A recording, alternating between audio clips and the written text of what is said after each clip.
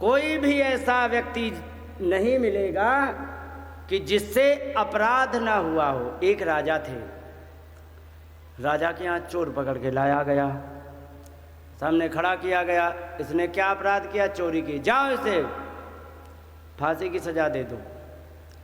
फांसी की सजा प्राप्त किया हुआ अपराधी हाथ जोड़ के कहने लगा, महाराज फांसी की सजा दो,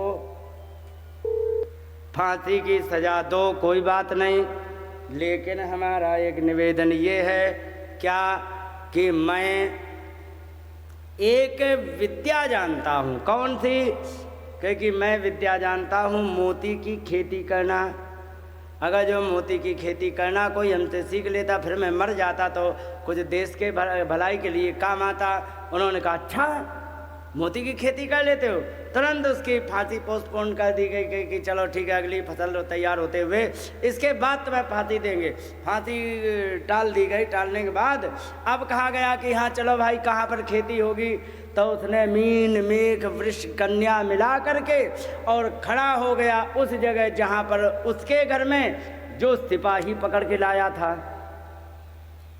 उसने सोचा कि चौपट करना है तो ढंग से करें, और जाके वहाँ खड़े हो गए जहाँ पर उसके घर में खड़े हो गए जो सिपाही पकड़ के लाया। क्योंकि महाराज यही हो सकती खेती। राजा का आदेश, सिपाही का घर, 1 घंटे में चौपट।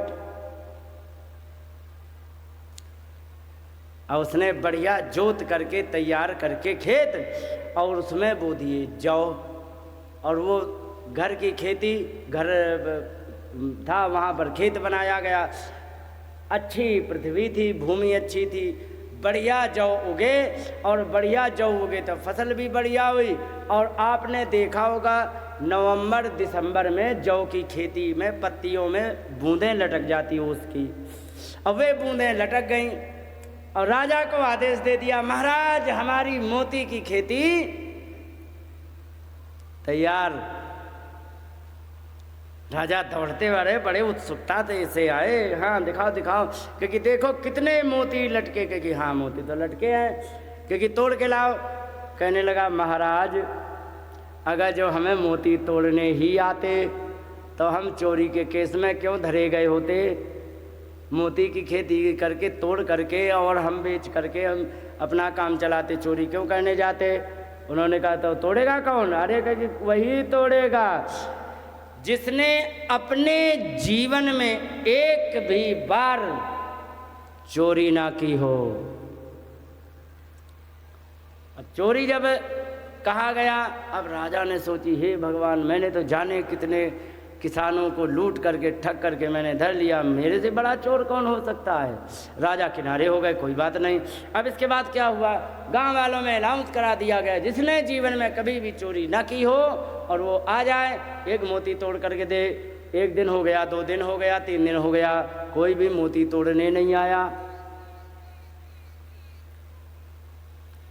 जब कोई मोती तोड़ने नहीं आया तब हाथ जोड़ करके वो कहने लगा, जो चोर पकड़ा गया था, कहने लगा महाराज मैंने तो ये प्रमाणित कर दिया कि इस गांव में एक भी व्यक्ति ऐसा नहीं है जिसने चोरी ना की हो, और फांसी केवल मुझे। ये कहाँ का न्याय है। फांसी टल गई, जीत गया केस। तो कहने का मतलब इस संसार में कोई भी व्यक्ति ऐसा नहीं है जिससे अपराध ना हुआ हो। तो क्या बताओ भगवान, तो ऐसे तो अपराध के हिसाब से देखा जाए तो कोई भी जीव नरक के अलावा कहीं जा ही नहीं सकता है। तो फिर स्वर्ग किस लिए बना है। उन्होंने कहा एक बात बताइए भगवान, कि बताओ। उन्होंने कहा कि फिर इसके बचने का क्या उपाय है। कहने लगे केवल और केवल प्रायश्चित। कैसा प्रायश्चित? हमसे प्रत्येक दिन जाने अनजाने कुछ न कुछ अपराध होते रहते हैं। क्या करें? कुछ नहीं करना है, उन अपराध की क्षमा भगवान से मांगते रहो। ठीक है। अच्छा ये बताओ, कुछ लोगों को देखा है क्वचिन निवर्तते भद्रा। अभद्रा माने अमंगलकारी कर्मों से कुछ लोग तो दूर हो जाते हैं। और क्वचित चरति तत्पुनः, कुछ लोग फिर उसी में लग जाते हैं। प्रायश्चित्तम ततो पार्थ मन्ये कुंजर शौचवत। ऐसा प्रायश्चित अपार्थ होता, अपार्थ माने बिल्कुल व्यर्थ।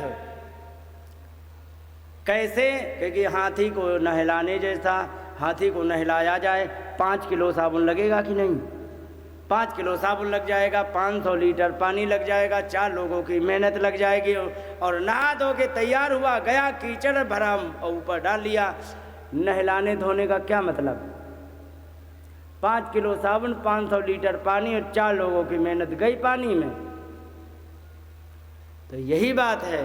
तो ऐसे प्रायश्चित कैसे कैसे? क्योंकि मन्ने कुंजर शौचवत, कुंजर कहते हैं हाथी को, और उसको स्नान कराने जैसा है। तो ऐसे में क्या होना चाहिए? तब उन्होंने बताया कि सुनो, कर्म से यदि कर्म काटना चाहो तो नहीं हो सकता है, क्योंकि कर्मणा कर्म निर्हारो न आत्यंतिकमिष्यते। कर्म से कर्म को काटना चाहो कभी भी नहीं। कर्म यदि यज्ञ कर रहे हो तो यज्ञ में भी ऐसी गलतियां हो जाती हैं, क्योंकि यज्ञ भी कर्म है। और उस गलती के कारण आप चाहो कि हमारा कर्म कट जाए, तो कर्म वो यदि कट गया तो फिर नया हो जाएगा, क्योंकि यज्ञ करने में बहुत गलती हो जाती है। लकड़ी का शुद्ध ना हो, स्थान शुद्ध ना हो, और जो सामग्री उपयोग की वो का हो गड़बड़ हो, फिर क्या करोगे? तो उसके लिए बताया कि कर्म से कर्म को नहीं काटा जा सकता है। कुछ लोग तपसा ब्रह्मचर्येण शमेन तमेन च, कुछ तपस्या करके ब्रह्मचर्य का पालन, ब्रह्मचर्य का मतलब होता है वेद का पालन करना, ब्रह्म वेद को कहते हैं। वेद का पालन करके, शम दम त्याग करके, पवित्रता से यम नियम आदि का पालन करके, इनसे भी कर सकते हैं। और देह वाणी से जो अपराध बन जाते हैं, इनको तो धोया जा सकता है। क्षिपन्त्यघम महदपि वेणुगुल्म इवानलः, जैसे बांस के बड़े जंगल में आग लग जाए तो सब समाप्त हो जाता है। तो इनसे पाप काटे जा सकते हैं, लेकिन एक बहुत सरल साधन है। क्या? उससे सरल साधन कोई नहीं है, क्योंकि तपस्या करोगे तो दिक्कत पाओगे। वेद पढ़ने में व्याकरण पढ़ो, वेद पढ़ो, उसको अर्थ लगाओ, सब कुछ लगाओ, लेकिन फिर भी ढंग से पढ़ पाओ, कोई गारंटी नहीं। एक कहा के चित्त केवलया भक्त्या वासुदेव परायणा।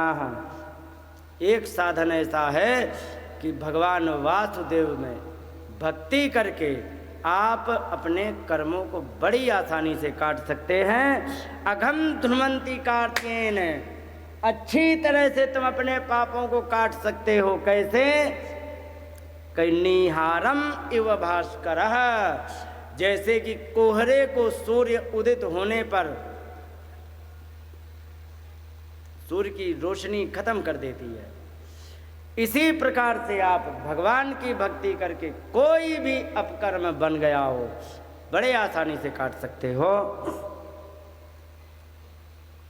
और कोई भी पाप हो न तथा भगवान राजन पूजित तप आदि भी उतने अच्छी तरह से पापी व्यक्ति कभी पवित्र नहीं होता है। कितना? क्योंकि जैसे कि यथा कृष्णार्पणम प्राणा तत्पुरुष निषेवया, जितना कि भगवान कृष्ण में अपने प्राणों को समर्पित करके या फिर तत्पुरुष उनके साधु संतों की सेवा करके, इससे बढ़िया कोई साधन तुम्हें नहीं मिलेगा। तो एक बात बताओ माता, तो भगवान का नाम कितनी बार लेना चाहिए? कितनी बार लेना चाहिए? ज्योति की मम्मी बताओ, कितनी बार लेना चाहिए? है? कितना भी ले लो है। अच्छा, लेकिन यहाँ डिस्काउंट दे दिया गया है, बहुत बड़ा डिस्काउंट दिया है। कितना दिया? सुन लो। अब श्लोक कहते हैं कि सकृन्मनः, एक बार भी मन कृष्ण पदार विंदयो निर्वेशितम तद गुणरागियैरिह। एक बार भी यदि तुमने जीवन में मन से ईश्वर को बुला लिया तो तुम्हारा कल्याण हो जाएगा। और किस प्रकार का होगा ये भी सुन लो कि न ते यमम ना तो यमराज पाश व्रत तद्भटान, ना तो उनके फंदे धारण करने वाले यमराज के दूत स्वप्ने ही विपश्यन्ति ही चीर्ण निष्कृतः, स्वप्न में भी तुम्हें उनका दर्शन। डिस्काउंट है कि नहीं है? क्या विचार है? एक बार भी तुमने जीवन में भगवान का नाम ले लिया तो आपको यमराज और यम के दूत तुम्हें स्वप्न में भी नहीं दिखेंगे। तो कहने का मतलब क्या है कि मन से लेना है, समझे? मन से लेना है। उन्होंने कहा कि बातें तो महाराज तुमने बहुत बड़ी बड़ी कर ली हैं, हमें समझ में भी कुछ आया, लेकिन आपने थ्योरी बता दी, एग्जाम्पल नहीं दिया है। थ्योरी एग्जाम्पल होता है कि नहीं? केमिस्ट्री में होता है कि नहीं? थ्योरी तो दे दी तुमने, लेकिन एग्जाम्पल नहीं दिया।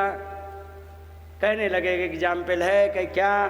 कान्य कुब्जे दुजा कश्चित दासी पति रजा मिरह, नामना नष्ट सदाचारो दास्या संसर्ग दूषिता। एक अजामिल नाम के ब्राह्मण थे और दासी के संसर्ग से सारा ब्राह्मणत्व नष्ट कर लिया और उससे अपवित्र हो गए। और कैसे अपवित्र हो गए कि उनके सारा ब्राह्मणत्व नष्ट हो गया, कर्मकांड समाप्त हो गया और ब्राह्मण के जितने गुण थे वे एक भी नहीं रहे। और उसी दासी से साथ में रहते रहते 10 बच्चे हो गए और 10 बच्चे में से लिखा है तस्य प्रवयसा पुत्रा दशातेषु ते यो वम। 10 पुत्र थे उसके, उसमें अवमह माने सबसे छोटा पुत्र था, उसका बालो नारायण नाम पितरोश्च दयितो वृषम। और जो नारायण नाम का जो बच्चा था वो सबसे छोटा था। और अच्छाई ये थी कि पिताजी को दयितो वृषम बहुत ज़्यादा प्यारा हो गया। अच्छा एक बात बताएं, छोटा बच्चा बाप को ज़्यादा प्यारा और बड़ा बच्चा मम्मी को ज़्यादा प्यारा होता कि नहीं? क्या विचार है?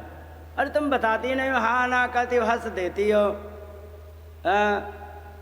छोटा बच्चा पिताजी को प्यारा और बड़ा बच्चा मम्मी को प्यारा, बीच वाले भगवान को प्यारे। और सौभाग्य से वही मैं भी हूँ। जितने बाबा जी मिलेंगे वो सब बीच वाले मिलेंगे, ज़्यादातर 90% बीच वाले ही बाबा जी मिलेंगे। ना इधर है ना उधर, वो उधर है।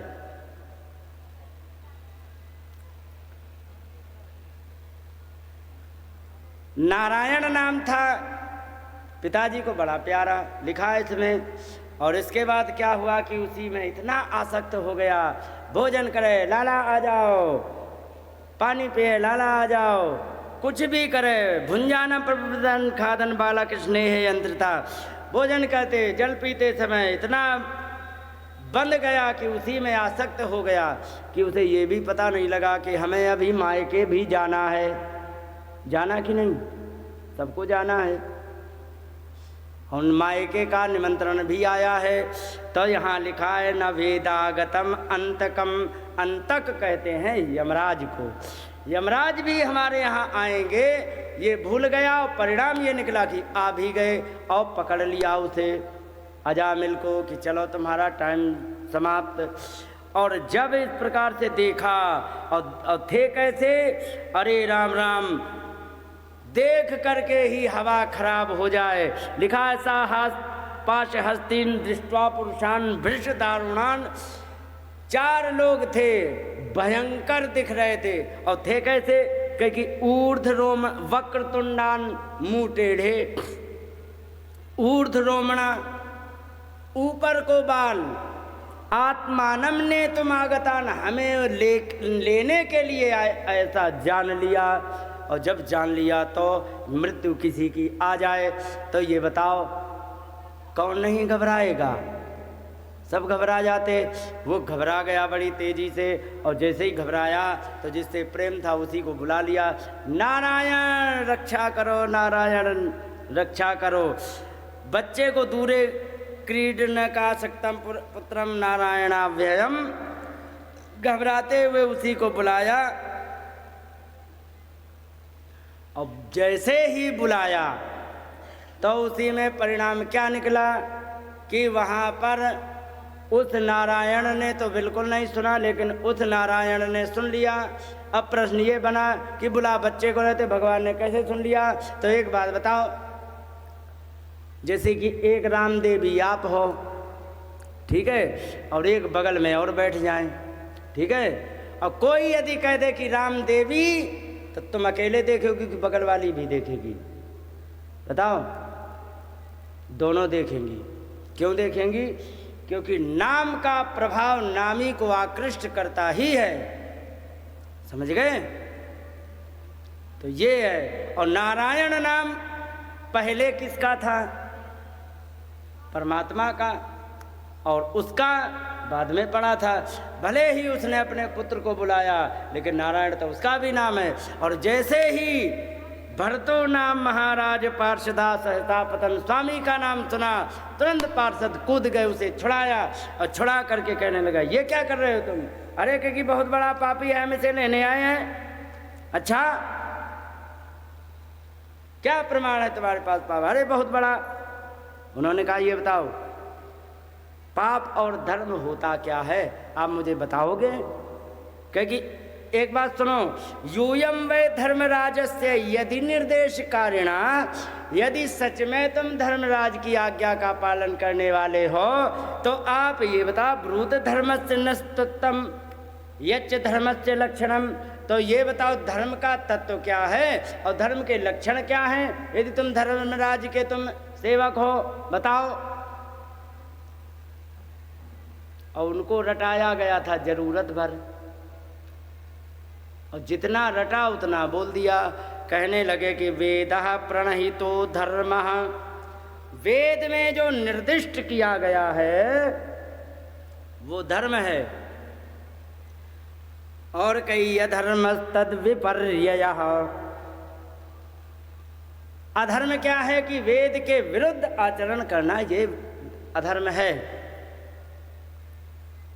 और यही परिभाषा है हमारे पास। और वेदो नारायण साक्षात, वेद साक्षात भगवान हैं।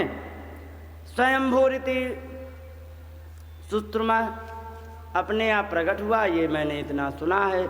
अच्छा अच्छा अच्छा, परिभाषा तुम दे रहे हो। अच्छा ये बताओ, जैसे कि तुम्हारे यहाँ की कार्य प्रणाली क्या है? जब तुम्हारे यहाँ कचहरी में लाया जाता होगा व्यक्ति, कोई अपराधी, तो क्या करते हैं? तो क्योंकि वहाँ पर आकर के कुछ गवाही वगैरह होती है, और गवाही वगैरह जब कंप्लीट हो जाती है तो उसकी सज़ा निर्धारित की जाती है, सज़ा बोल दी जाती है, और जैसे ही सज़ा बोलती है तुरंत उसको सज़ा के लिए आगे बढ़ा दिया जाता है। तो कई गवाही कौन देने आता है? तो सुन लो कौन कौन गवाही देने आता है। एक बात बताओ, अगर जो तुम खेत में चोरी करो, ठीक है, किसको देखोगी कि कोई हमें देख ना ले? अच्छा कौन ना देख ले?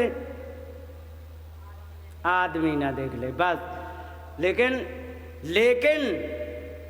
तुम एक बात भूल जाती हो, क्या? कि कौन कौन देख रहा है आदमी के अतिरिक्त। भागवत में आया है, सूर्योग्नि खम मरुत गावः सोमा संध्या हनी निशा कम कु कालो धर्म इति एते दैहक्ष साक्षिणः। ये गवाह होते हैं तुम्हारे जीवन के कर्मों के। कौन कौन? सूर्य। क्या उस समय सूर्य नहीं होंगे? जिस समय वो काम करोगी तो उस समय सूर्य होंगे या नहीं होंगे? अग्नि भी होगी, हमारे ही अंदर होती है। खम आकाश, आकाश माने do you know Akash? Space, space भी नहीं जानते, आकाश भी नहीं जानते। यहाँ पर जितना भी यहाँ दिख रहा है खाली स्थान, इसको आकाश ही कहते हैं। और चाहे यहाँ से तुम 400 किलोमीटर या 4000 किलोमीटर दूर चले जाओ तो भी आकाश है, और चाहे यहीं है ये भी आकाश है। तो और मरुत माने हवा, गावह इंद्रियां, सोम माने चंद्रमा, संध्या अहनी दिन और निशा दिशा, अहनी दिशा रात दिन और दिशाएं, ये सब के सब हमारी गवाही देते। और कौन? कम माने जल, कु पृथ्वी, काल समय, और धर्म जो तुम्हारे अंदर एक डिवाइस भगवान ने फिट करके रखी है, समझे? तुम्हारे अंदर भी एक डिवाइस ऐसी फिट की है कि जब भी तुम अधर्म के लिए आगे कदम बढ़ाते हो तो तुरंत वो डिवाइस से अलार्म बजता है कि जहाँ जा रहे हो वो काम होता है कि नहीं। प्रैक्टिकल किया? बजता है वो भगवान ने अंदर फिट करके रखी है। वो भी लगाई जाती है डिवाइस, हार्ड डिस्क होती है, वो भी लगा करके देखते तो पूरे जीवन का डेटा तुम्हारा उसमें आ जाता है। इतने लोग वहाँ जाते हैं। और एक बात और बता दें, जैसे यहाँ पर क्या है कि बहुत बड़ा अपराधी है और पैसा भी बहुत बड़ा है, तो उसने जज खरीद लिए, वकील खरीद लिए, गवाहों को मरवा डालाया, उनको अपने फेवर में कर लिया, तो केस जो है ना वो जीतेगा कि नहीं जीतेगा? पक्का जीत जाएगा। वकील खरीद लिए, जज खरीद लिए, गवाहों को आने नहीं दिया कि तुम गवाही देने नहीं आओगे तो हम 2 लाख रुपए दे देंगे और तुम गवाही देने मत आओ। तो मना कर देगा तो केस जीत जाएगा। वो कहे तो क्या देंगे? पर्याप्त सबूत और गवाहों के कारण ना होने के कारण आरोपी को ससम्मान, बोला तो वहाँ उर्दू में जाता है बाइज्जत, हालांकि उसका अर्थ होता है ससम्मान, वरी किया जाता। ले भैया है अपराधी, वरी हो गया। लेकिन ध्यान रखो, ये चालाकी यहाँ की लोअर कोर्ट, सुप्रीम कोर्ट और हाई कोर्ट में तुम्हारा चल सकता है, लेकिन उस कोर्ट में जिस समय पहुँच जाओगे तो वहाँ पर तुम्हारे ना तो तुम वहाँ वकील लगता है और ना वहाँ जज खरीदा जा सकता है और ना ही तुम गवाहों को बहका सकते हो। और जिस समय खड़े कर दिए जाओगे, तुमने कह दिया मैंने कब किया, तुरंत ये सारे के सारे गवाह आ जाएंगे। और फिर भी नहीं मानेंगे तो सूर्य भगवान दिखाएंगे, देखो हमने तुम्हारी फोटो खींची थी, ये तुम ही हो कि हमें? फिर तो नहीं, वहाँ से बचोगे। तो यही बात कि होगा जब परलोक में तेरा हिसाब,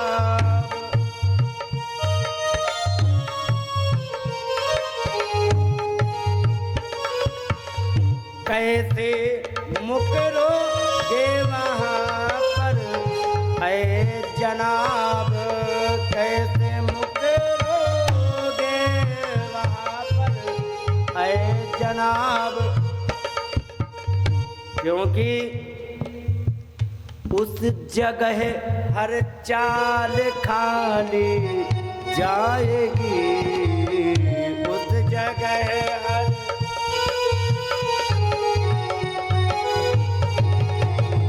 जब तेरी डोली निकाली जाएगी।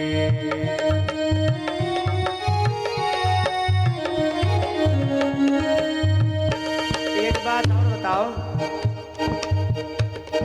किसी का भी जब विवाह हुआ था, पिताजी ने पंडित जी बुलाए थे। हाँ, सबको याद होगा कि पंडित जी आए थे, उन्होंने तारीख निकलाई थी और कितने समय भावने करनी है, कितने समय विदाई करनी है, किस समय द्विरागमन करना है, माने दोबारा आना जब कराया था कि नहीं। और किसी किसी ने बालक बच्चे के होने की भी तारीख लिख के रखी होगी। और कोई और सभी लोग अपने बच्चों का ब्याह करेंगे तब भी मुहूर्त निकलाएंगे, लेकिन वहाँ जिस समय चलेंगे तो क्या मुहूर्त देखा जाएगा? बिन मुहूर्त के उठा ली जाएगी, बिन मुहूर्त।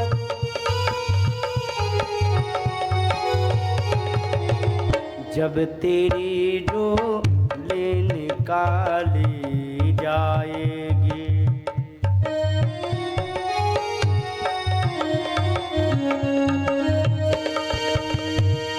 और एक बात बताए, तुमने 100 करोड़ की प्रॉपर्टी बना ली, बैंक बैलेंस कर लिया, कितने रुपए लेके जाओगे? क्यों? अच्छा, जाएंगे क्यों नहीं पैसे साथ में, मालूम है? यहाँ का सिक्का वहाँ चलता ही नहीं है। जैसे कि यहाँ का सिक्का भूटान में नहीं चलेगा, नेपाल में नहीं चलेगा, पाकिस्तान में नहीं चलेगा, कहीं भी चले जाओ नहीं चलेगा। तो यहाँ का सिक्का वहाँ नहीं चलता है, कन्वर्ट कराया जा सकता है धर्म आदि के माध्यम से। ऐ मुसाफिर क्यों पसरता है यहाँ,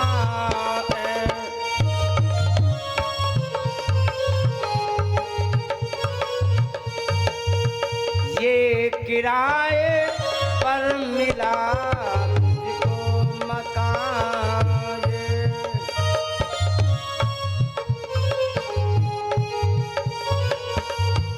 किराए पे जब रहते हैं ना हम, तो कोई जोर नहीं, मकान मालिक ने कहा चलो खाली करो, यहाँ से निकलो, महीना भर के अंदर खाली हो जाना चाहिए। भैया भागना पड़ेगा, नहीं तो उठा के धर देगा, सड़क पर सामान रखेगा कि नहीं।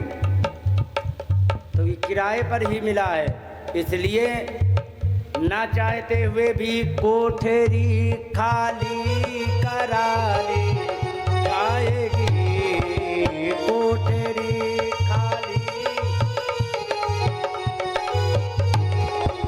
जब तेरी डोली निकाली जाएगी।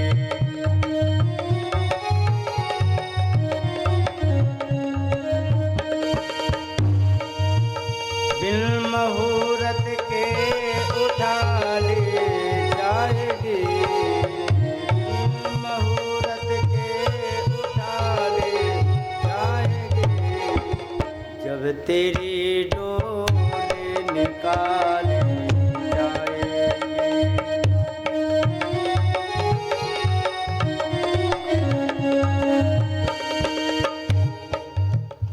कितनी भी इकट्ठे कर लो, साथ में नहीं जाएगी।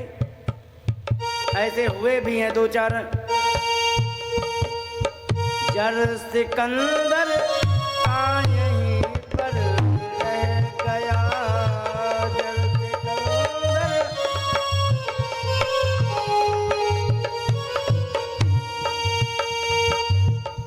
समय आ जाएगा तो कोई भी इलाज कराओ।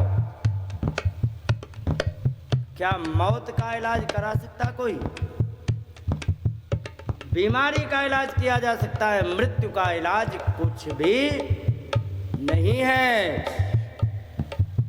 मरते दम लुकमान भी कह गया,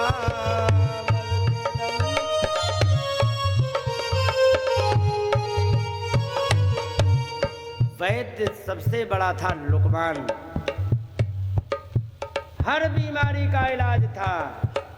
लेकिन अंत में उसने कह दिया कि हर बीमारी का इलाज होने के पश्चात भी हम कोई भी इलाज कर लें, कुछ भी कितनी भी अकल लगा लें, लेकिन चाहें तो मृत्यु का इलाज कर लें कि मृत्यु ना हो पाए, तो ये संभव बिल्कुल नहीं होता है। क्योंकि इस घड़ी पे कोई भी दवा काम नहीं आती है। वह घड़ी हरगिज न टाली जाएगी, वह घड़ी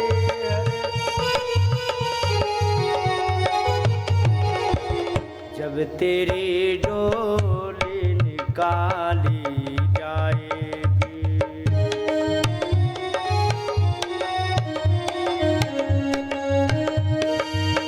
बिन मुहूर्त के उठा ली जाएगी, बिन मुहूर्त।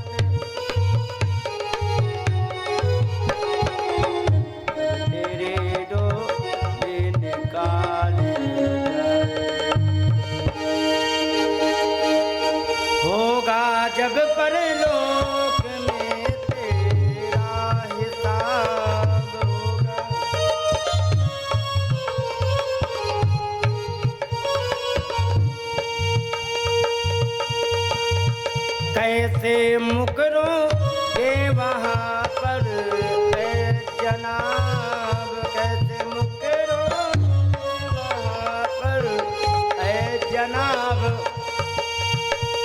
क्योंकि उस जगह हर चाँद खाली जाएगी, डोली निकाली जाएगी।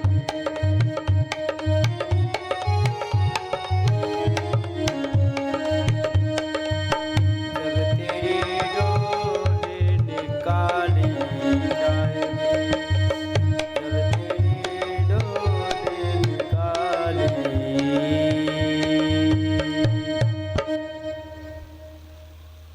कितना भी प्रयास कर लो आप बच नहीं सकते हो, क्योंकि उस जगह पर कोई घूस दलाली कभी काम नहीं आती है। और इसके बाद यहाँ पर उन्होंने बताया, बाद में कहने लगे भगवान के पार्षद देखो धिक्कार है, कैसा भी व्यक्ति हो। उन्होंने कहा कि देखो इसने क्या अपराध किया है। उन्होंने कहा अरे अच्छी भली पत्नी को छोड़ करके वैश्या की संगति करने लगा है और उसी से 10 पुत्र पैदा किए और कोई भी अच्छे काम नहीं किए, इससे बड़ा और अपराधी कौन हो सकता है। कहने लगे ओ कष्टम धर्म दिशाम धर्म स्पृश्यते सभाम यत दंडश्वयेष्वा पापेषु दंडो यह गृह्यते वृथा। उन्होंने कहा कि बड़े आश्चर्य की बात है, जो धर्म के ठेकेदार हैं उन्हें धर्म पता नहीं है कि क्या, क्योंकि धर्म का सबसे बड़ा ये है कि कितना भी बड़ा अपराधी हो, स्थेना सुरापो मित्र दुख ब्रह्महा गुरु तल्पगा स्त्री राज पितृगो हंता ये चापातकिनो परे। कहने लगे स्तेन माने चोर, सुरापो दारू पीने वाला, मित्र दुख मित्र को धोखा देने वाला, ब्रह्महा ब्राह्मण का हत्यारा, गुरु तल्पगा माने गुरुजी की ही पत्नी पर नियत खराब करने वाला, स्त्री राज पितृगोहंता स्त्री का, राजा का, पिता का, गौ का इनकी हत्या करने वाला, और ये चपातकिनों पर इससे भी बड़े बड़े जो भी पापी हैं। तो सर्वेषामप्यघवान अगवताम इदमेव सुनिष्कृतम नाम व्यावरणम विष्णुर तस् विषयामति। कहने लगे इससे भी बड़े बड़े जो भी पापी हैं, अगर जो भगवान का नाम ले लेता है तो पवित्र हो जाता है। क्या यही प्रश्न तुम्हें याद आ रहा है? और भी कहीं किया गया है। गीता में 9वें अध्याय में 9वें अध्याय में कहा गया कि मान लो किसी से अपराध बन गया हो, बाई चांस गुस्से में एक्सीडेंटली जैसे हो गया हो, और वो यदि सारे कर्मों को छोड़ करके और आपकी शरण में ले ले तो वह क्या आप क्षमा कर देते हैं? तो उन्होंने कहा कि क्षिप्रम भवति धर्मात्मा। अगर जो कोई अपिचेत सुदुराचारो, पहले कहा गया पहले श्लोक में, अपिचेत सुदुराचारो, सुदुराचारो मतलब भयंकर पापी हो, और भजते माम अनन्य भाग, एक शरण में आकर के मेरे शरण में मेरे पास आ जाता है, तो साधुरेव समन्तव्य है, उसको साधु मान लो, क्योंकि सम्यक व्यवस्थितो ही सह, क्योंकि अच्छी तरह से कर्मों को छोड़ करके मुझ में जुड़ गया है। तो परिणाम क्या होता है कि क्षिप्रम भवति धर्मात्मा शाश्वत शांतिम निगच्छति कौन्तेय प्रति जानी है न मे भक्तः प्रणश्यति।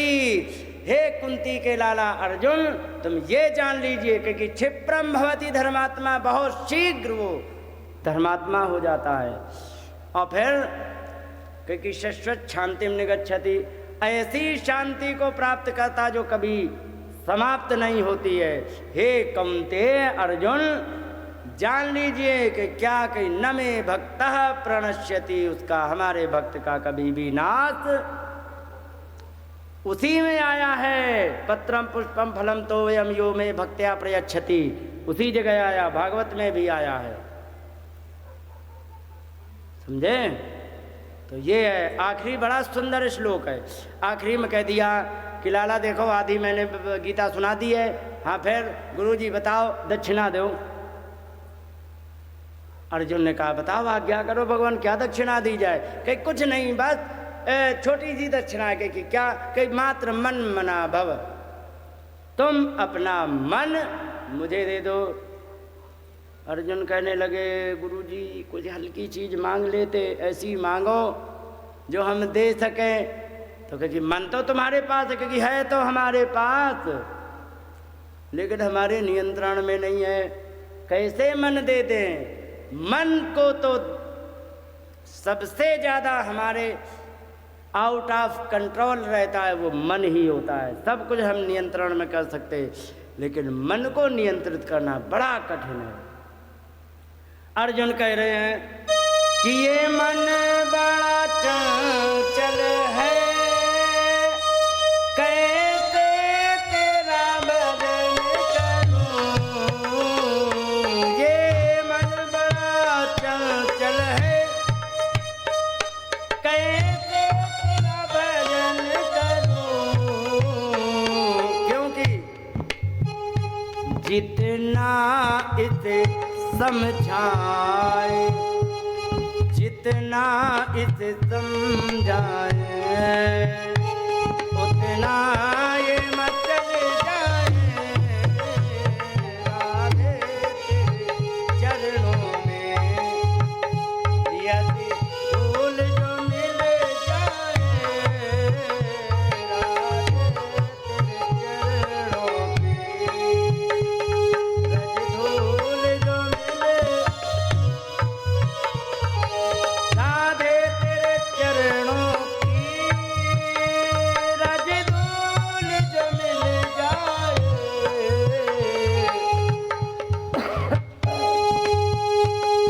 सच कहता हूँ भगवान, सच कहता हूँ, तकदीर बदल जाए। राधे तेरे चरणों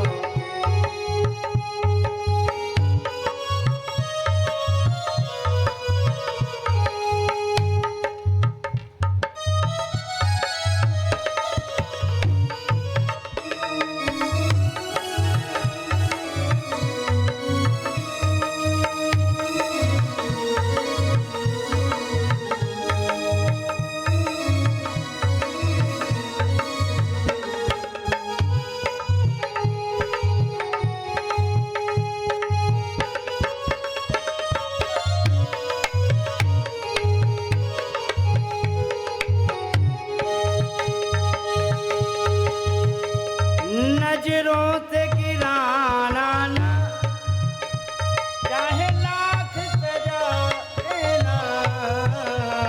नजरों से गिराना ना,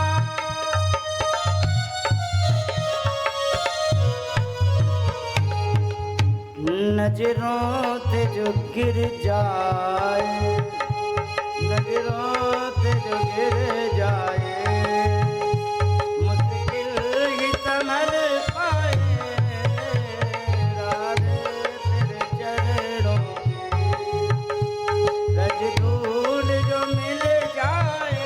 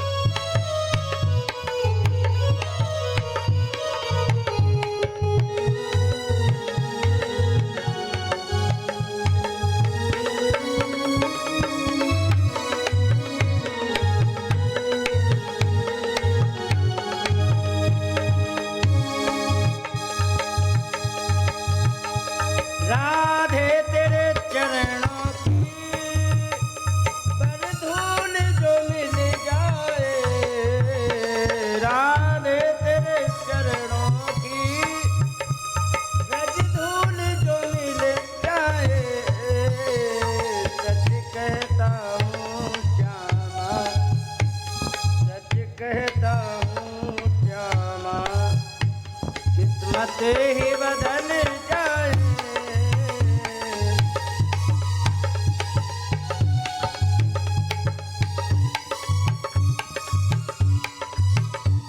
राधे तेरे चरणों के रज धूल जो मिल जाए। राधे तेरे चरणों के रज धूल जो मिल जाए।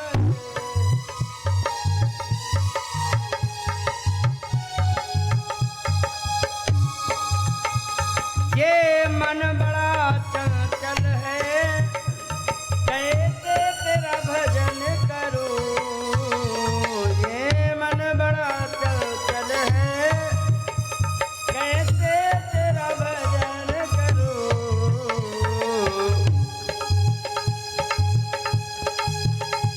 जितना इसे समझाऊं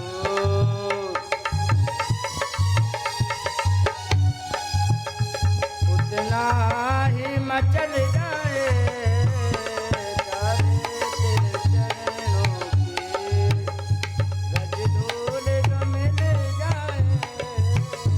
राधे तेरे चरणों के रज धूल जो मिल जाए। रज धूल जो मिल जाए। रज धूल जो मिल जाए।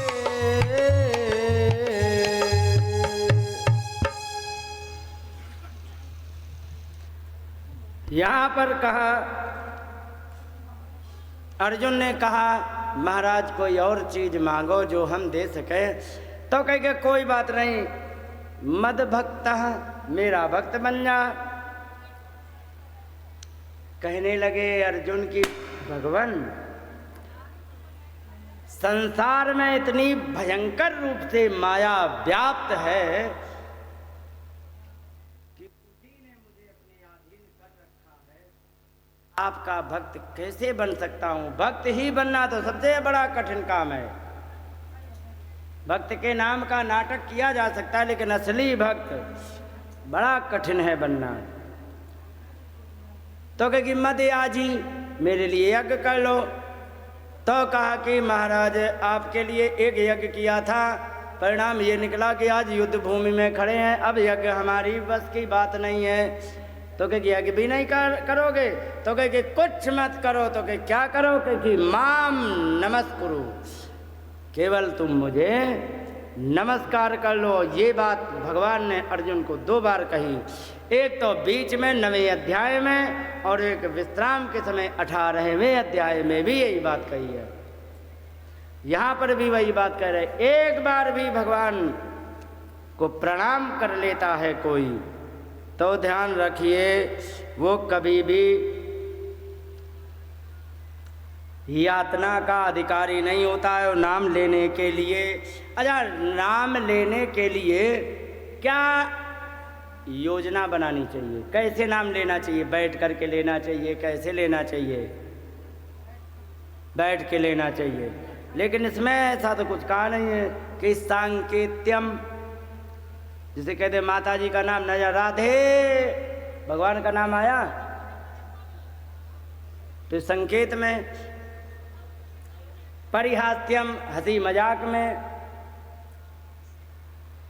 स्तोभम आलाप लगाने में, हेलनम एवचा किसी का अपमान करने में, वैकुंठ नाम ग्रहणम अशेष अगहरम विदुः, वैकुंठ भगवान का नाम यदि ले लिया कैसे भी तो संपूर्ण पापों को नष्ट करने वाला है, ये जान लो। इस प्रकार से कहा गया। और कहा गया अज्ञानाद अथवा ज्ञानाद उत्तम श्लोक नाम यत, जानबूझ के नाम ले लो चाहे अनजाने में नाम ले लो, फिर भी संकीर्तनम अघम पुंसो देहे धो यथा नलः। और उस मनुष्य के जितने भी अपराध हैं दहेत, वो सारे के सारे अपराधों को जला डालते हैं। ए धो यथा नलः, जैसे ईंधन रखा हो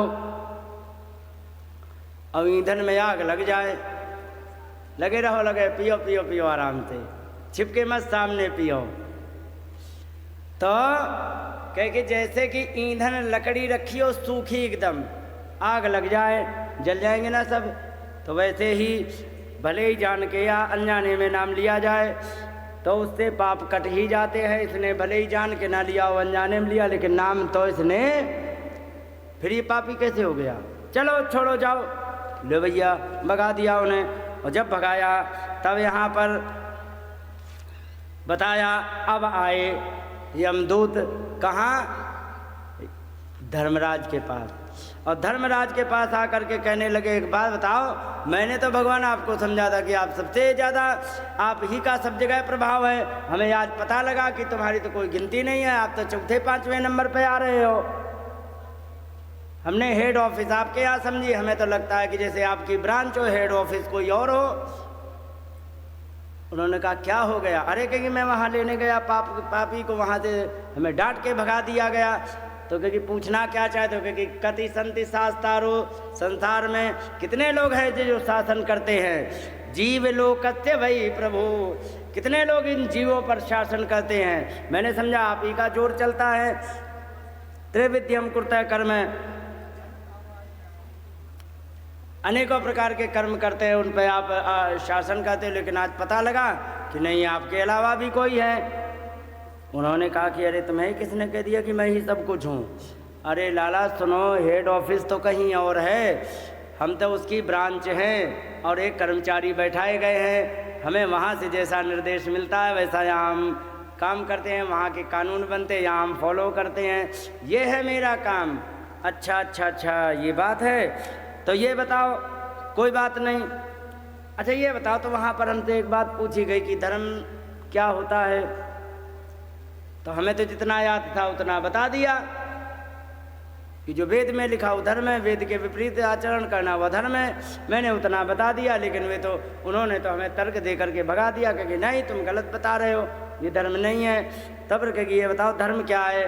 तो कहने लगे कि धर्मम तो साक्षात भगवत प्रणीतम न वै विदुः ऋषयो नापि देवा। ये धर्म जो होता है ये साक्षात भगवान के द्वारा बनाया गया है। और इस धर्म को जानना इतना सरल नहीं है। ना तो ऋषि जानते हैं, न मुनि जानते, ना देवता जानते हैं, और न सिद्ध मुख्या असुरा मनुष्या। सिद्ध महापुरुष नहीं जानते, असुर नहीं जानते, मनुष्य नहीं जानते। कुतश्च विद्याधर चारण आदया, विद्याधर चारण आदि जो है ये कैसे जान पाएंगे? यमदूतों ने कहा हमारा धर्म को कोई जानता ही नहीं है, क्योंकि बड़ा कठिन है। तो जा रहे हम कहाँ? मृतलोक में। क्या करोगे? साफ से कह देंगे कि धर्म को कोई नहीं जानता है। अरे कहे ऐसी मत करना, क्योंकि क्यों? अरे कुछ लोग जानते हैं। लोग अभी कह रहे कोई नहीं जानता, आप कह रहे कुछ लोग जानते। कौन जानता है बताओ? तब यहाँ पर बताया स्वयंभू नारद शंभु कुमार कपिलो मनु जनको प्रहलादो जनको विष्णु बलिर्वैयास की वयम। कहने लगे 12 लोग हैं। कौन? स्वयंभू माने ब्रह्मा जी, नारद जी, शंभु शिव कुमार, चारों कुमार, कपिल और मनु, प्रहलाद, जनक, भीष्म और बलि। राजा बलि धर्म को जानते हैं और व्यास नंदन सुखदेव जी जानते हैं। और हम धर्मराज हैं तो हमें भी गिन लीजिए, नहीं तो हमें नहीं गिना तो हम धर्मराज कैसे कहे जाएंगे? तो हमें भी गिन लो। तो 12 ते विजानीमो धर्मम भागवतम। बताइए, केवल 12 लोग हैं जो धर्म को जानते हैं, बाकी कोई नहीं जानता है। तो क्योंकि इतना कठिन धर्म है, क्योंकि लगता तो वैसा ही है। तो उन्होंने कहा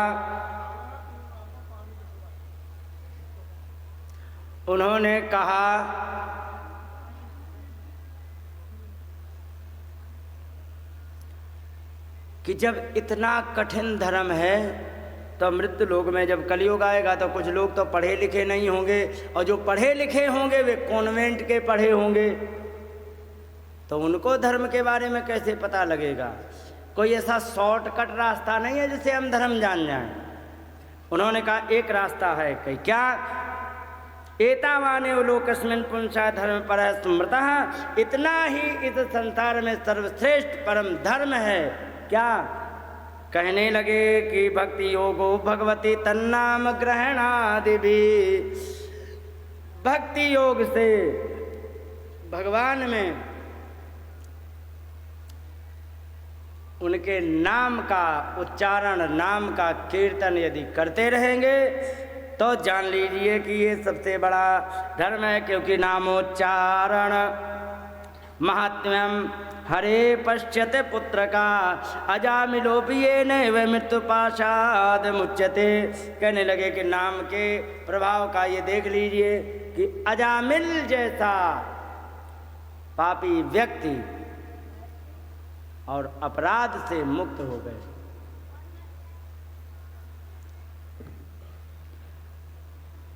इसलिए आप लोगों को किसी भी प्रकार की चिंता नहीं करनी है।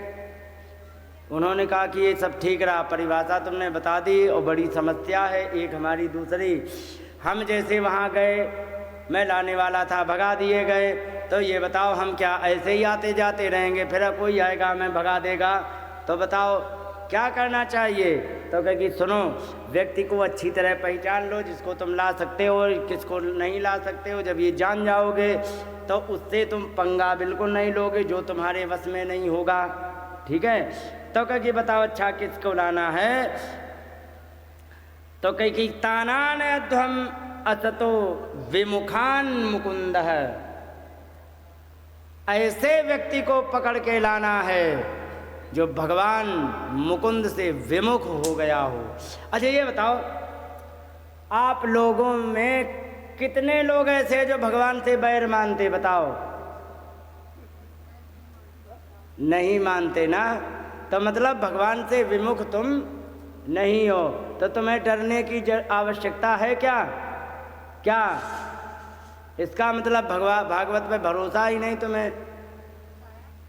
तब कैसे तुम कह रहे हो कि डरने की आवश्यकता है? तुम्हें साक्षात स्वर्ग मिलेगा। समझ गए? क्यों मिलेगा? क्योंकि भागवत कहती है एक बार भी भगवान का यदि नाम हृदय से ले लिया जाए तो भगवान के धाम पहुंच जाते। अजामिल ने गलती से पुत्र के धोखे भगवान का नाम लिया, वो धाम पर पहुंच गए। और यहाँ पर कहा कि उन्हीं को लेके आना के कि कौन के जो भगवान से विमुख हों। तो इसमें तो कोई नहीं शायद बैठा होगा, है ना? अपादार बिंद मकराद प्रसाद रजस्त्रम, और जो भगवान के चरण कमलों के प्रसाद को ना स्वीकार करता हो। कोई है ऐसा जो भगवान के प्रसाद को ना स्वीकार करें? कोई नहीं है, सब स्वीकार करते हैं, चिंता की कोई बात नहीं। और क्या निष्किंचनई परमहंस कुलैरसज्ञई, जो निष्किंचन भगवान के भक्त हैं और भगवान की भक्ति में जो लीन रहते हैं उनका आश्रय लेते हैं। और जुष्टाद गृहे निरेवत्यपि बद्ध तृष्णान, और उनसे जो दूर रहते हैं संतों से कौन लोग? जो केवल तृष्णा में घर में बंधे रहते हैं, कोई काम ही नहीं करते भगवान के नाम का, केवल वे लोगों को पकड़ पकड़ लाना है। और जो भगवान का नाम लेता हो उसे नहीं लाना है। उनके काम क्या होते? कि जीवान भक्ति भगवत गुण नाम ध्येयम। कौन कौन है भगवान का नाम नहीं लेता? बताओ। प्रायः सब लेते हैं, फिर भी चिंता खत्म। चेतस्न स्मरति चरणारविंदम, भगवान का चित्त में कौन स्मरण नहीं करता होगा? सब लोग चिंतन करते हैं। और कृष्णाय नो नमति अच्छरे कदापि, क्या भगवान को तुमने जीवन में एक बार भी भगवान को प्रणाम नहीं किया क्या? सबने किया है, तो भी चिंता की बात नहीं। तानानयध्वमसतो कृत विष्णु कृत्यान, उनको ही पकड़ के ले आओ जो भगवान के कार्यों में सहयोग नहीं देते हैं। समझे?